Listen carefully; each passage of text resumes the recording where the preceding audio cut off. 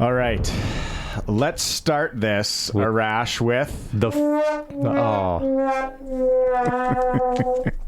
the face mask seen around the world except by the referee standing 5 feet away in the end zone. You didn't talk to me today at all. Not a text message. Or no, there was one earlier just about the time. Nothing else, though. I was like, dude must be super sad. I wouldn't say sad. I'd just say pissed. You know what I find amazing? And look, the Vikings did not lose because of that face mask call. They were dreadful on offense for most of the second half. And I felt that Puka Nacua and Cooper Kupp just were wide open on every play. But we now live in a world of roughing the passer where if you glare at somebody angrily, they throw a flag.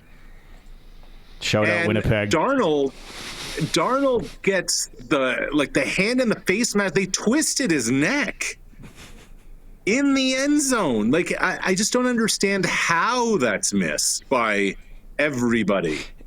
It's a really good point. In this day and age, I know.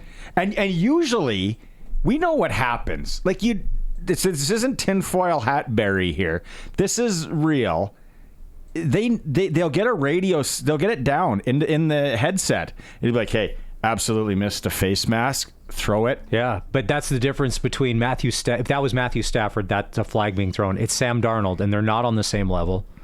So that's the reason why. If it was Aaron Rodgers, the defender would be in handcuffs and sent to the local precinct. I know. But Aaron's body language would be just lovely. Yeah. I saw the play happen live like a lot of people, and I'm like, did he get him in the shoulder or the face mask? I'm like, well, there's no flag. It must have been the shoulder. And then I opened my phone and Twitter, and within, 30 seconds, there's 40 different posts with all the different angles, videos, still shots, whatever. I'm like, no, that was a face mask. And that was a good face mask. He got him good. Because they twisted the neck. That's, I know. That's Sam Darnold's going to be sore leaving that plane, middle of the night when they landed in Minnesota last night. How should Vikings fans feel today, though, as far as same old? How the team is, with another loss? Well, it's not just the other loss, fellas. They just lost their all-pro left tackle for the season to knee surgery. Christian Darrisaw went down just before the half on a meaningless play. And I have seen this script so many times before. We're 5-0, bless you. Barry, 5-0 can turn into. That's enough out of you, Aaron. 5-0 can turn into. Listening. He's been listening. It can turn into 6-4 in a hurry. That's all. So Arash, okay. So in the first hour of the show, if you weren't listening, we were talking about getting your name mistaken for something else. Arash is a very unique name. What do you get mistaken for when people get your name wrong? What are some of the other ones you get? Are you okay? How much time do you have? Well, so I have heard Farhan. I've heard Shy. Okay. I've heard Adnan. Okay. So all I've other heard sports guys. Amir. Sports guys. Yeah. Oh, you're the brown ethnic-looking dude I've seen on my TV once upon a time. But my favorite one of all, I was at a Christmas party, and some guy just stopped in his tracks, pointed at me, and yelled, Ahmad Rashad. And I'm like, what? So I Google Ahmad Rashad. He was born in the 40s. He was a receiver in the NFL. I'm more left guard than wide receiver. And he's black. What are you talking about? I didn't interview Michael Jordan for, 6 years on the NBA on NBC. I guess I wish I had, but. Nice. Well, I think your Ahmad Rashad story tops my Aaron and Eric and good old Barry over here. Anyways, here's the part about the Vikings. So they were 5-0, and because of the short week, they're a quick 5-2, and you're saying they could be 6-4 before you know it. And this is Vikings. The Vikings, like the Raiders and the Cowboys, they know how to break the fans' hearts. And it's funny. I had picked the Rams yesterday, and here's the part about the Rams. They beat the Vikings, a good team. Watch them go play their next game and get blown out and look absolutely terrible again. But for whatever reason, they get up for these games when nobody expects anything out of them, and then they play well. And then they're going to just drift away and turn into the so-and-so Rams again. So I'm with you, except let me throw this scenario at you too. The Rams started 1-4. Then they have their bye week. Now they've won 2 in a row, and they get Nakua and Cup back. They have a long week before playing the Seahawks. Like, this is an NFC West where, honestly, San Francisco feels like it's coming apart at the seams at 3-4 with all their injuries. You have Arizona. Are you really going to bet on Kyler Murray? And then the Seahawks, like, could the Rams suddenly go from 1-4 to being in some kind of division conversation? Yes. Right? Because they're 3-4 and the division leader's 4-3. And no one's any good. Well, I think only rivaling that is the NFC East to be what trash is in the NFL this year. Yeah. Oh, whoa. Pittsburgh's a 6-point favorite against the New York Giants. I get it. Yes. Pittsburgh, their defense is really good. Russell Wilson probably starting. Yes. Are they for real? Obviously, they're not getting Cooper Kupp now. Right. Yeah, I don't. No one's getting Cooper Kupp. I just don't. What's your legit take on Pittsburgh? Are they for real? Or we need? I think I need 3 games of Russell Wilson at least. Yeah, and I think that's the right call. Like, my take on Pittsburgh is insufficient funds, incomplete, not quite Shout sure. out high school. That's right. High school. Shout out the first 5 years of my career in the media business. What do we really know about the Steelers' offense? I'm just, yeah. It's. But here's the thing: they have a little bit of runway with their record now. Being 5-2 puts them in a really good spot to try to have to figure it out, especially when you get Cleveland twice, who doesn't have a quarterback. What am I? Sorry, you want to go on that one? Well, yeah. So here's the thing about the Pittsburgh Steelers. The one thing, and it's funny, you forget about them. Sometimes you go, wow, Najee Harris is a really good running back. And then there's other games where he's not used or he disappears. And George Pickens, if that's a 50-50 ball, Pickens is a dog.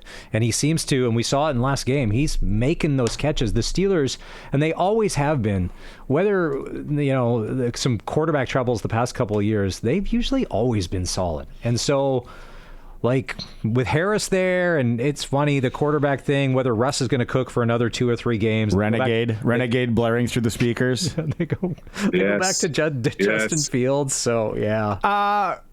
What did I miss? And this is a legit question. I got a lot of things going on in the noodle in my life and all that. What did I miss that the Jets are a 1-point favorite against Houston? How? I don't know. I mean, part of it is the Aaron Rodgers, Devontae Adams thing. Part of it's the New York quote unquote bias.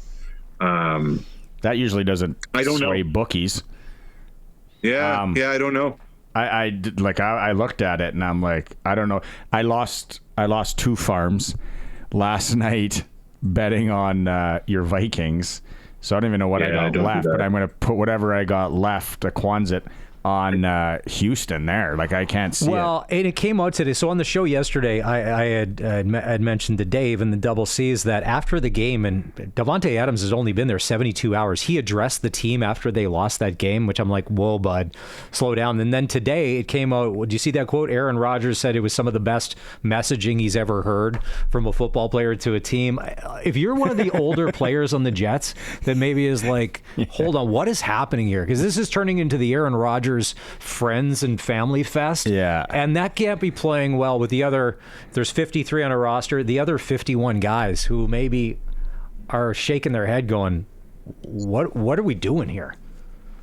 So I'll give you 2 thoughts on this. One is my own, and one, I watched the game last night with a buddy of mine who used to play offensive line in the CFL for like 7 or 8 years. So my thought is the New York Jets in the last 3 or 4 weeks have basically checked off every box on the Remember the Titans, Varsity Blues, Friday Night Lights bingo card.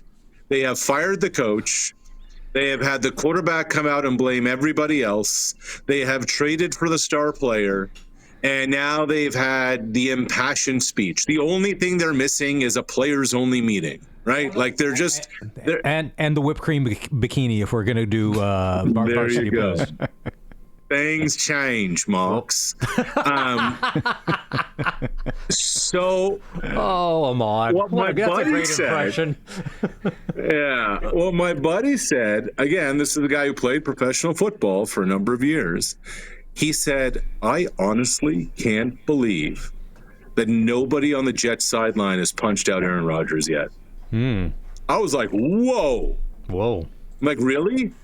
He's like, that dude is destroying that franchise. He's destroying that locker room. He's like, I get that Devontae Adams is a really good player and maybe the best at his position. What's Devontae Adams ever won? What's Devontae Adams ever done to come in there and start blasting guys within 5 minutes of walking into the locker room? What is it? What's the old saying? I thought that was all really interesting.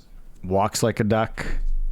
Sounds like a duck. Yeah, because remember a couple years ago in Vegas, it was Josh McDaniels that was 100% of the problem and nobody else. And Devontae Adams was one of those guys where they'd go to him for a comment, non-comment or whatever.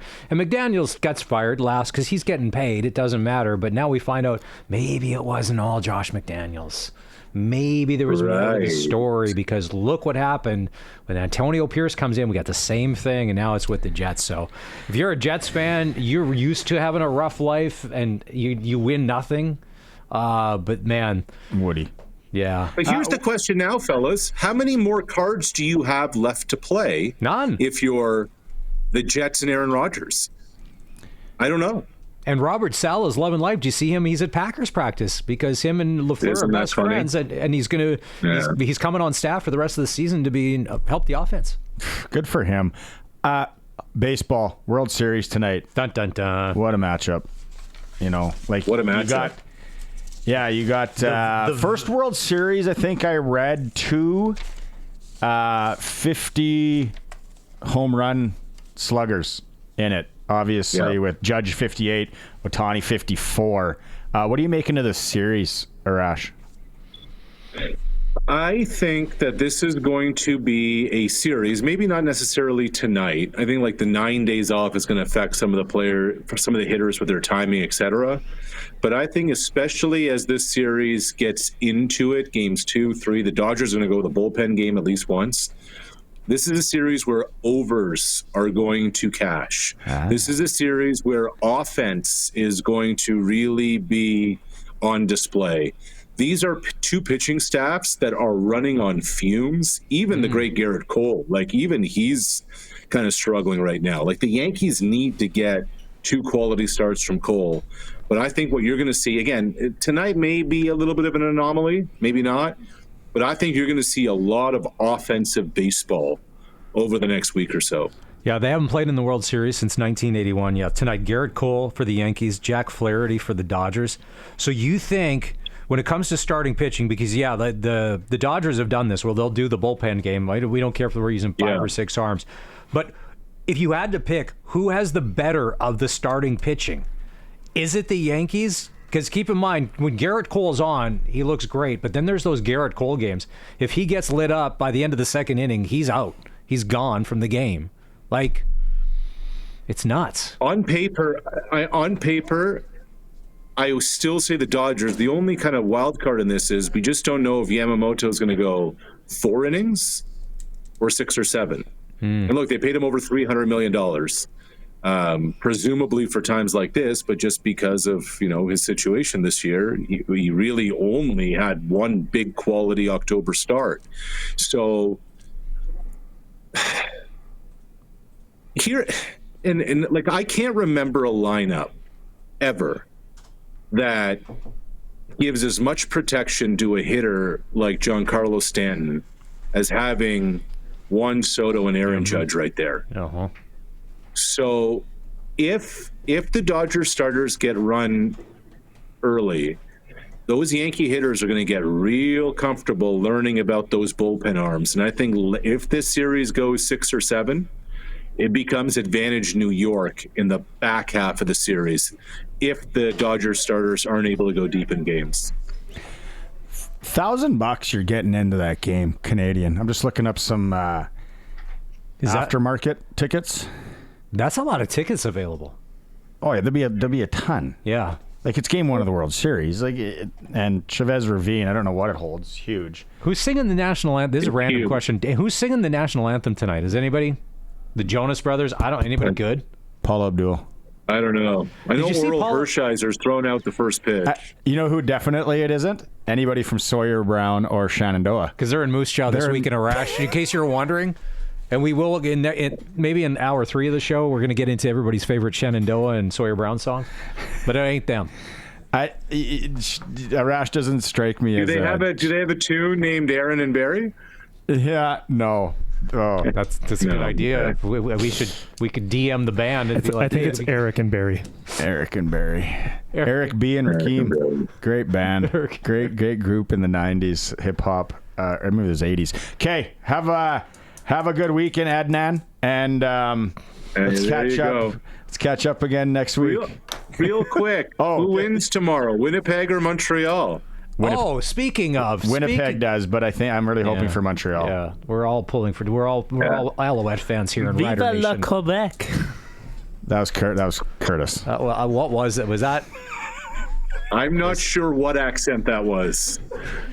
Listen, It was great. In 2024, Don't worry about it. In 2024, we should stay away from any kind of accents on public broadcasting. Yeah, we'll just Let's go Montreal. yeah. What do you think happens?